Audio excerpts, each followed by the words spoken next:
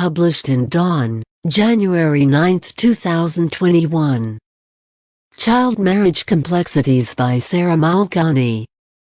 Ending the harmful practice of child marriage has been a priority for human rights advocates in Pakistan for many years. The Global Sustainable Development Goals that aim to eliminate child marriage by 2030 have also led to increased efforts to address the issue. Implementation of child marriage laws, however, remains fraught for many reasons.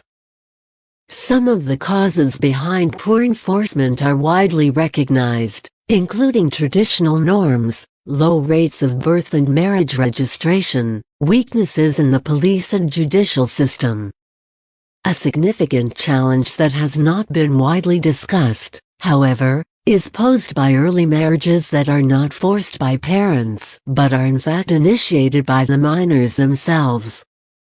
Such cases, which appear to be coming before courts in increasing numbers, challenge policy approaches that emphasize criminal regulation of early marriages. It is not difficult to see why adolescents could choose to marry in our social contexts. Sexual activity outside marriage in Pakistan is not only a social taboo, but is also illegal and subject to criminal penalties. This means that adolescents have no legal means of engaging in consensual sexual activity. And the only social and culturally acceptable way for them to explore romantic relationships is through marriage. This poses a real dilemma for child rights activists, and one that cannot be easily brushed aside in light of prevailing social realities.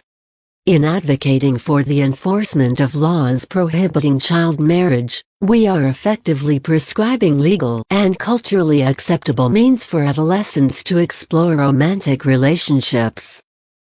Due to emerging trends in South Asian countries, child rights advocates and feminists have stressed that a distinction should be drawn between forced child marriages and self-arranged early marriages.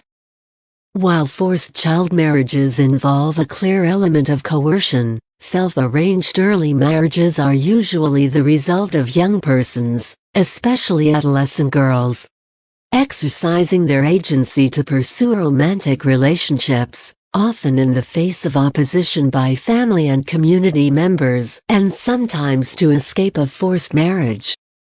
While there are good reasons for penalizing parents or adult males who coerce a girl under 18 into marriage, criminalizing self-arranged marriages would expose the girl to greater risks, making her more vulnerable to harm by family or community members. The denial of a distinction between forced and self-arranged early marriages is based on the assumption that persons under the age of 18 lack maturity and are therefore incapable of consenting to relationships.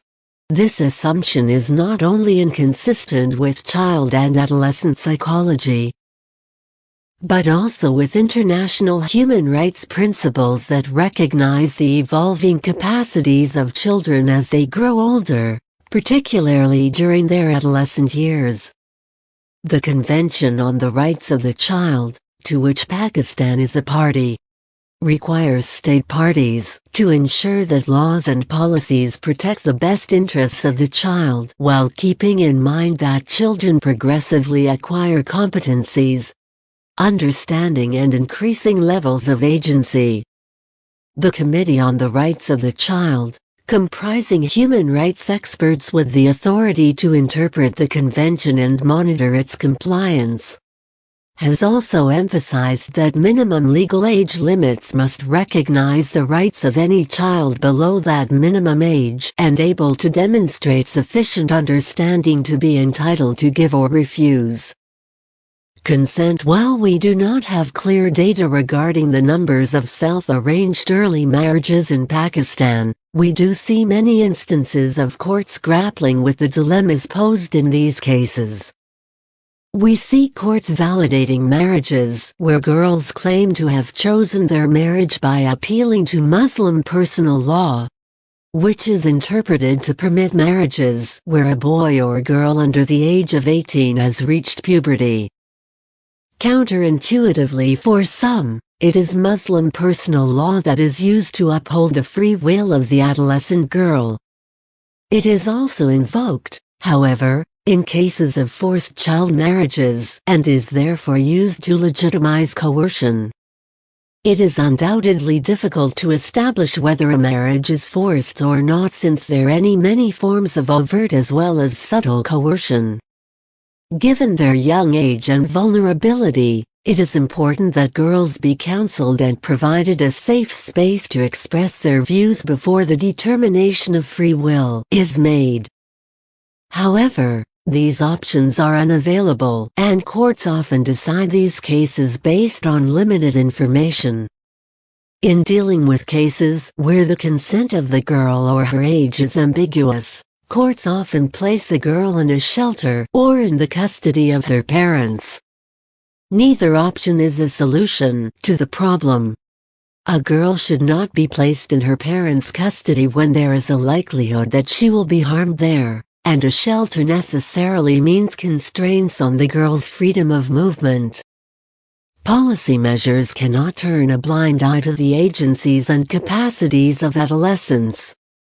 It is clear that the many complex and diverse contexts in which child marriages take place pose a challenge to the view that criminalization is an effective policy response. Much of the policy discourse around child marriage in Pakistan, however, revolves around the minimum age of marriage and harshness of criminal penalties, without adequate focus on crucial services, such as shelters, financial support for young persons, implementation of empowering education policies, as well as sexual and reproductive health services for adolescents. The challenges posed by self-arranged marriages highlight the limited options available in our society for young people, especially girls, to exercise agency and imagine lives that are free from harmful social and cultural confines. Our legal and policy responses, as well as our activism, must be much more nuanced and imaginative if we wish to allow young people to achieve their potentials. The writer is a lawyer. Published in Dawn, January 9, 2021. Subscribe my channel Dawn Vocabulary with Urdu Meaning.